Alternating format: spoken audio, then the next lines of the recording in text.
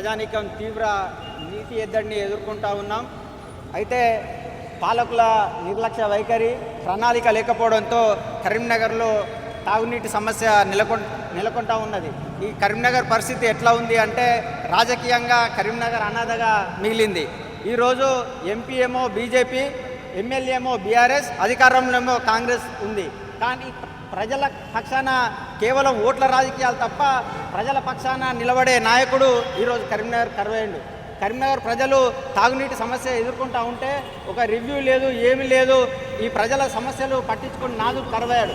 డ్యాంలో ఉన్నటువంటి మానేర్ డ్యాంలో ఉన్నటువంటి నీటిని పక్క జిల్లాలకు తరలిస్తూ ఉంటే కరీంనగర్ ప్రజలు కన్నీరు పెట్టుకుంటున్న పరిస్థితి నెలకొంటూ ఉన్నది.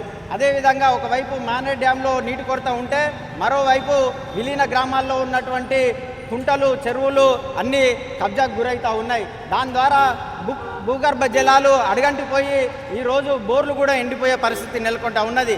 ఎన్నడూ లేని విధంగా ఇవాళ కరీంనగర్ ప్రజలు ట్యాంకర్లతోని నీటిని తీసుకుంటూ ఉన్నారు. ఈ సమస్య ఇలాగే ఉంటే కరీంనగర్లో నీటి సమస్య జటిలమవుతావు. కాబట్టి ఈరోజు భారత కమ్యూనిస్ట్ పార్టీగా మీ నిరసన తెలియజేస్తూ ఇమ్మీడియట్గా తక్షణమే పాలకులు స్పందించి కరీంనగర్ ప్రజల నీటి కొరతను తీర్చాలని సిపిఐగా డిమాండ్ చేస్తూ ఉన్నాం.